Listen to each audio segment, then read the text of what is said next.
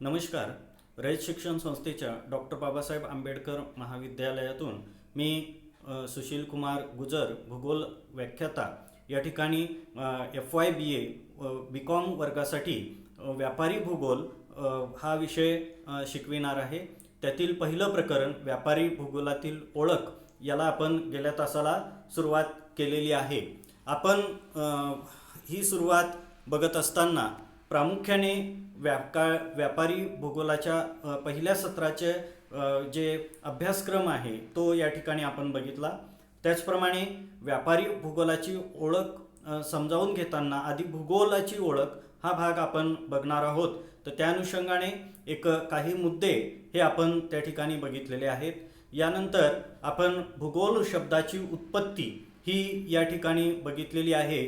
जिओग्राफीपासून हा शब्द कशा पद्धतीने तयार झालेला आहे, तर जिओग्राफी हा शब्द कोणी सर्वप्रथम वापरला याविषयी आपण माहिती बघितली.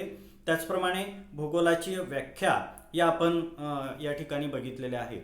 आत्ताच्या त्याचप्रमाणे शेवटचा जो भाग होता तो म्हणजे आपण भूगोलाच्या अभ्यासाची सुरुवात ही विविध शतकांमध्ये किंवा जगातील विविध भागांमध्ये कशा पद्धतीने झाली याविषयी देखील आपण या ठिकाणी माहिती बघितलेली आहे. आत्ताच्या तासाला आपण भूगोलाची मूल तत्वे हा भाग या ठिकाणी बघणार आहोत. हा ओझरता भाग आपण पटकन त्या ठिकाणी बघूया. तर पहिलं जे तत्व आहे तो म्हणजे पृथ्वीवरील प्रत्येक भाग हा वेगळा आहे.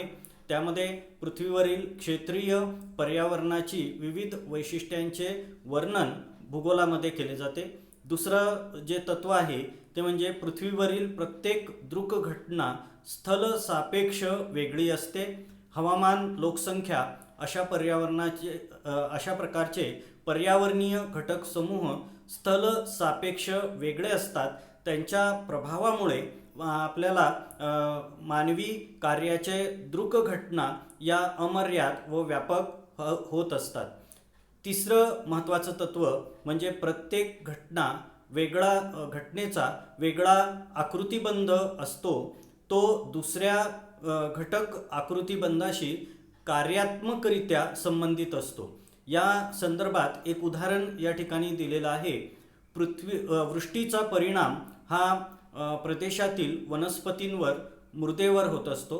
त्याचप्रमाणे मृदेचा वनस्पतीवर परिणाम होतो आणि म्हणून कृषीचं नियोजन करताना फक्त या ठिकाणी वनस्पती किंवा मृदा यांचा विचार न करता आपल्याला वृष्टी, वनस्पती, मृदा या घटकांचा आपल्याला आकृतिबंधस महत्त्व दिले गेलेले आढळते आणि म्हणून अशा घटकातील आंतरसंबंधांचे वर्णन आणि स्पष्टीकरण हे आपल्याला भूगोलातून मिळत असते.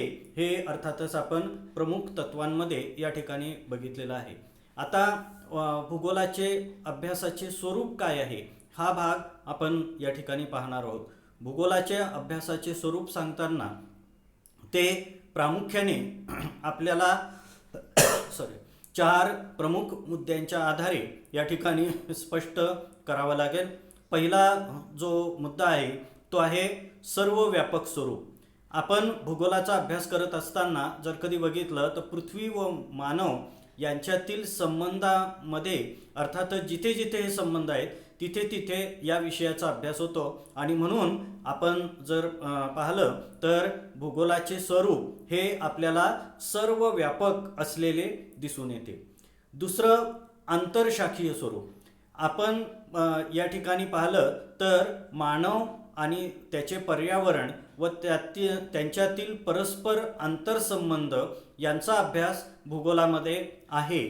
आणि आपण जर बघितलं तर मानव आणि त्याचे पर्यावरण हे अभिक्षेत्रीय असल्यामुळे आपल्याला असं लक्षात येतं की त्याचे स्वरूप हे केवळ प्राकृतिक किंवा केवळ सांस्कृतिक घटकांशी संबंधित नसून आपल्याला असं लक्षात येतं की या दोन्ही घटकांचा म्हणजे प्राकृतिक आणि सांस्कृतिक घटकांचा संबंधांचं विश्लेषणाशी तो संबंधित आहे. आणि म्हणून आपण जर कधी बघितलं तर भूगोल विषय हा आपल्याला विद्वत क्षेत्रात विशेष स्थान प्राप्त झालेले दिसून येतात. प्राकृतिक विज्ञान व सामाजिक शास्त्रे यांच्यातील समन्वय साधणारे, परस्पर संबंधांचा शोध घेणारे विज्ञान म्हणून भूगोल या विषयाची ओळख आहे. म्हणूनच या विषयाचे स्वरूप हे आपल्याला आंतरशाखीय असलेले दिसून येते.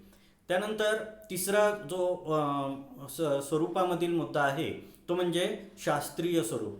आपल्याला असं लक्षात येतं की प्राकृतिक पर्यावरणाचा अभ्यास करणे म्हणजे नैसर्गिक शास्त्राचा, तर समाजाचा अभ्यास करणे म्हणजे सामाजिक शास्त्राचा अभ्यास होय. आपण जर कधी बघितलं तर भूगोलामध्ये या म्हणजे अभ्यासकाला या दोन्ही विषयांचं अभिरुची आणि त्याचे ज्ञान हे ठेवणं गरजेचे ठरते. पृथ्वी व मानव संबंधांचे विश्लेषण करणारा हा विषय आहे आणि त्यासाठी आपल्याला असं लक्षात येतं की या विविध शास्त्रांमध्ये ज्या शास्त्रीय पद्धती आहेत त्या शास्त्रीय पद्धतींचा अवलंब भूगोलाच्या अभ्यासामध्ये केला जातो आणि म्हणून भूगोलाचे स्वरूप हे देखील आपल्याला शास्त्रीय ठरताना दिसून येते. त्यानंतर पुढचा मुद्दा आहे तो म्हणजे गतिमान स्वरूप. आपल्याला असं लक्षात येतं की मानवी भूगोल आणि पर्यावरण यांच्यातील आंतरसंबंध हे कालानुरूप बदलत असतात. म्हणजे काल असलेल्या बाबी या अर्थातच आज असतीलच असं काही सांगता येत नाही. आज जर कधी आपण बघितलं तर तंत्रज्ञानाची प्रगती ही फार मोठ्या प्रमाणात झालेली आहे. त्याचा परिणाम आपल्याला विषयाच्या स्वरूपावरती झालेला दिसून येतो, विषयातील जे प्रश्न आहेत त्यावर झालेला दिसून येतो आणि या प्रश्नांचा अभ्यास या भूगोलामध्ये समाविष्ट केला जातो आणि म्हणून हे स्वरूप आपल्याला गतिमान ठरताना दिसून येते. अशा पद्धतीने आपण जर कधी बघितलं तर 4 शब्द हे या ठिकाणी आपण पाहिलेले आहेत. त्यामध्ये आपण सर्व व्यापकता, त्याचप्रमाणे दुसरा आंतरशाखीय, तिसरं शास्त्रीय स्वरूप आणि चौथा गतिमान स्वरूप अशा पद्धतीने आपण भूगोलाचे स्वरूप यांचं वर्णन हे या ठिकाणी केलेलं आहे. आता व्याप्तीविषयी आपण बघणार आहोत. आपण स्वरूप आणि व्याख्यांमध्ये जे महत्त्वाचे घटक त्या ठिकाणी वापरलेले होते यामध्ये आपण नैसर्गिक आणि सांस्कृतिक घटकांचे अभिक्षेत्रीय वितरणाचे अभ्यास करणारे शास्त्र अशा पद्धतीने भूगोलाचा एक व्याख्या आपण केलेली होती. आपण जर कधी बघितलं तर या दोन्हींचा स्वतंत्र अभ्यास हा त्या ठिकाणी केला जात असतो. यामध्ये आपण जर कधी बघितलं तर त्यामुळे भूगोलाचे क्षेत्र जे आहे ते आपल्याला व्यापक बनलेले दिसून येतात आणि म्हणून व्याप्ती करत असताना समजावून घेताना देखील आपल्याला प्राकृतिक आणि मानवी घटकांच्या नुसार ही व्याप्ती समजावून घेणं गरजेचे ठरते. आता सुरुवातीला प्राकृतिक भूगोलामध्ये कशा पद्धतीने व्याप्ती आहे हे आपण या ठिकाणी समजावून घेणार आहोत. पृथ्वी ही घन, द्रव्य आणि वायू या अवस्थांपासून आपल्याला बनलेली दिसून येते. पृथ्वीचा अभ्यास करताना शिलावरण, जलावरण, वातावरण, जीवावरण या संदर्भातून तो केला जातो. अशा भूगोलाच्या विकसित व आद्य शाखांना आपण प्राकृतिक भूगोल म्हणून त्या ठिकाणी ओळखत असतो. भूगोलाची ही मूलभूत व अत्यंत प्रभावी शाखा आहे. आपण जर बघितलं तर नैसर्गिक घटकांचा अभ्यास प्राकृतिक भूगोल या शाखेमध्ये केला जात असतो. प्राकृतिक घटक व मानव यांच्यातील संबंधांचाही अभ्यास प्राकृतिक भूगोलामध्ये केला जात असतो. प्राकृतिक भूगोलाचा संबंध हा पृथ्वीवरील निसर्ग निर्मित घटकांशी आहे. म्हणजेच भूपृष्ठ, सागर, त्याचप्रमाणे जलाशय, हवामान, वनस्पती, मृदा, खनिजे यासारख्या प्राकृतिक घटकांचा अभ्यास हा प्राकृतिक भूगोलात होतो. आणि आपण जर कधी बघितलं तर त्यांचे वितरण हे यांचा वैशिष्ट्यपूर्ण जो आकृती किंवा विशिष्ट जो आकृतिबंध आहे त्याचा अभ्यास आणि त्यांच्यामधील परस्पर संबंध या विषयी आपण या भागामध्ये माहिती बघत असतो. तर थोडक्यात जर कधी सांगायचं झालं तर नैसर्गिक घटकांचा पृथ्वीवरील सजीवांवर जो प्रभाव असतो त्याचा अभ्यास, आंतरक्रियांचे विश्लेषण हे प्राकृतिक भूगोलामध्ये होत असते. आणि म्हणून प्राकृतिक भूगोलानुसार आपल्याला 4 आवरणे आहे. आपण आत्तापर्यंत या ठिकाणी प्राकृतिक भूगोल या मध्ये भूगोलाची व्याप्ती कशा पद्धतीने आहे तो भाग बघितलेला आहे. आता या ठिकाणी मानवी भूगोलाच्या संदर्भात ही व्याप्ती पाहणार आहोत. नैसर्गिक पर्यावरण व मानव यांचा एकत्रित अभ्यास करणारे भूगोलाची ही दुसरी महत्त्वाची शाखा आहे. मानवी भूगोल म्हणजे भौगोलिक पर्यावरण व मानवी क्रिया यांचे गुणधर्म आणि यांच्या संबंधांचे स्वरूप व वितरण यांचा अभ्यास होय. यामध्ये आपण जर कधी पाहिलं तर पृथ्वीवरील मानवनिर्मित घटक निसर्गाच्या संदर्भात मानवी भूगोलात अभ्यासले जातात, त्यामुळे त्याचे क्षेत्रही विकसित झालेले आढळते आणि या क्षेत्राच्या संदर्भात ही व्याप्ती आपल्याला पाहायला मिळते. आता यातील पहिला महत्त्वाचा जो भाग आहे तो म्हणजे सांस्कृतिक भूगोल. मानवी भूगोलाचे प्रमुख उपक्षेत्र म्हणून सांस्कृतिक भूगोल होय. मानवी समूहांच्या सांस्कृतिक अंगांचा अभ्यास या सांस्कृतिक भूगोल शाखेत या ठिकाणी केला जातो. मानवाचे अन्न, वस्त्र, निवारा, वस्ती यांचा अभ्यास सांस्कृतिक भूगोलात केला जातो. त्याचप्रमाणे मानवाची विविध कार्य, कौशल्य यांच्या व्यवसायावरची साधने, भाषा, धर्म, सामाजिक घटकांचा विवेचन या भूगोलामध्ये, सांस्कृतिक भूगोलामध्ये त्या ठिकाणी दिसून येतो. आणि म्हणून आपल्याला असं लक्षात येतं की मानवी संस्कृती ही सातत्याने बदलत असते आणि त्यामुळे आपल्याला असं लक्षात येतं की त्याचे कार्य आणि अभिक्षेत्रीय वितरण यातही आपल्याला फरक पडलेला दिसून येतो. काही अभ्यासक सांस्कृतिक भूगोलाला सामाजिक भूगोल असंही त्या ठिकाणी म्हणत असतात. त्यानंतर दुसरी महत्त्वाची जी म्हणजे व्याप्ती आहे, व्याप्तीचा भाग आहे, तो आपण आर्थिक भूगोलाच्या संदर्भात त्या ठिकाणी पाहू शकतो.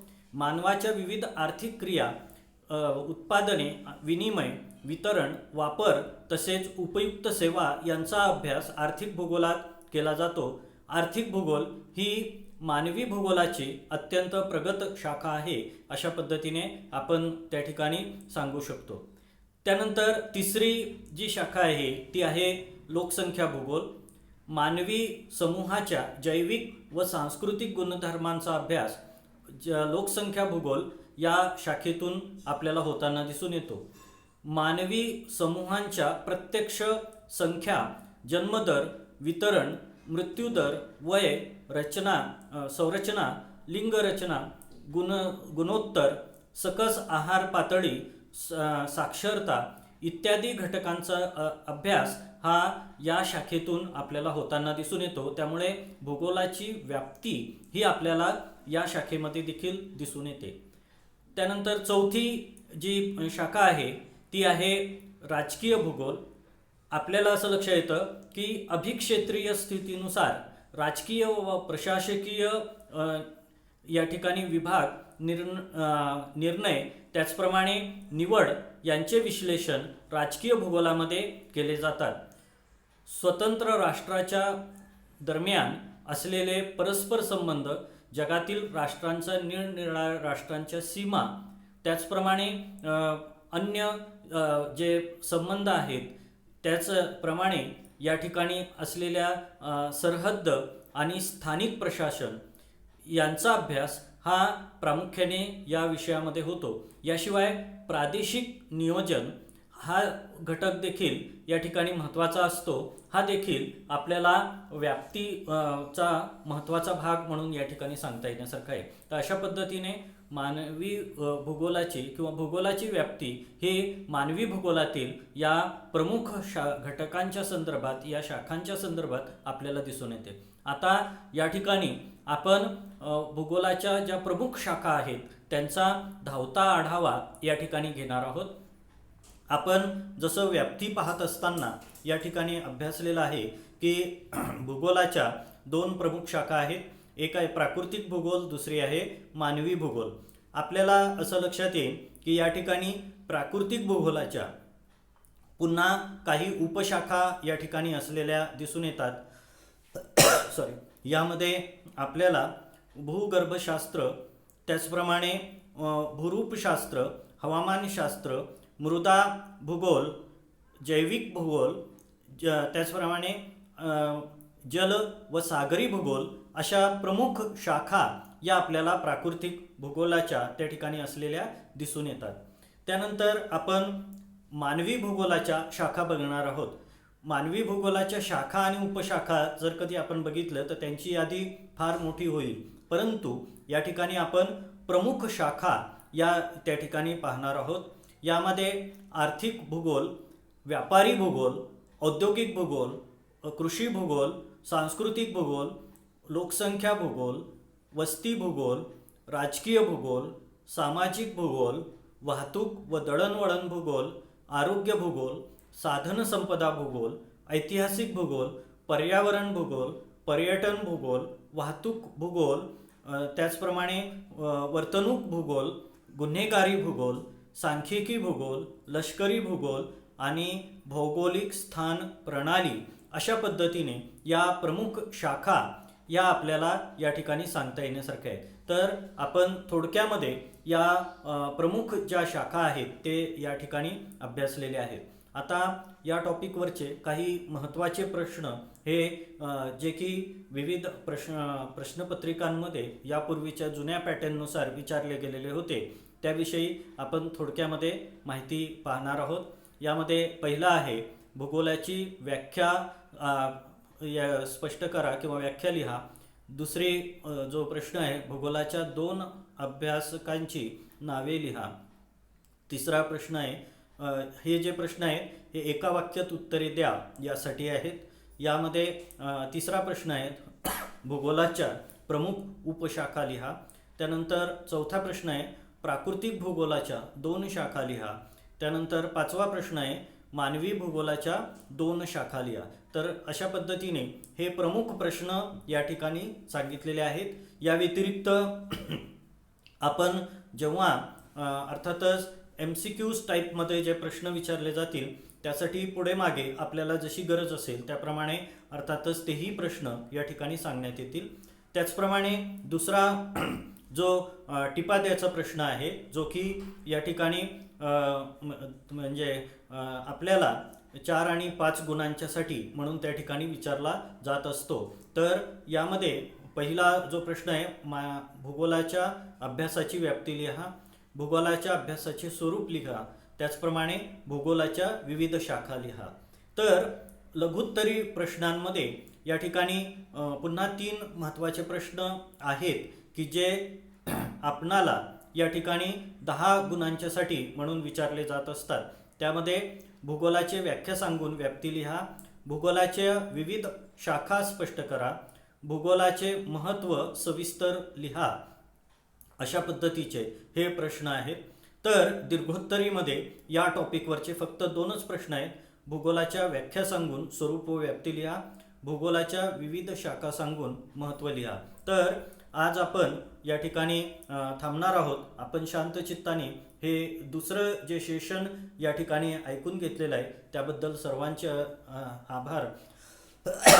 या टॉपिक तयार करण्याकरिता मी व्यापारी भूगोलाची मूलतत्वे हे जे निराली प्रकाशनचं पुस्तक आहे त्याचप्रमाणे जे जुनी काही पुस्तकं आहेत ती रेफर केलेली आहेत.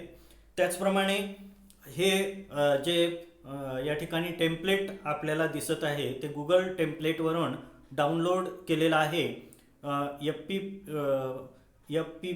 fppt.com यावरून हे अर्थातच टेम्पलेट फ्री अवेलेबल असलेलं मी या ठिकाणी डाउनलोड केलेलं आहे. काही फोटोग्राफ जे टाकलेले आहेत ते माझे स्वतःचे कलेक्ट केलेले आहेत. तर आपण सर्वांनी शांत चित्ताने हा जो व्हिडिओ पाहिला त्याबद्दल आपले सर्वांचे धन्यवाद. पुनश्च एकदा धन्यवाद. आज आपण या ठिकाणी थांबणार आहोत आणि या टॉपिकचा जो दुसरा प्रकरणातला जो दुसरा महत्त्वाचा भाग आहे तो आपण या ठिकाणी पुढच्या तासापासून त्या ठिकाणी घ्यायला सुरुवात करूया. थांबूयात. धन्यवाद.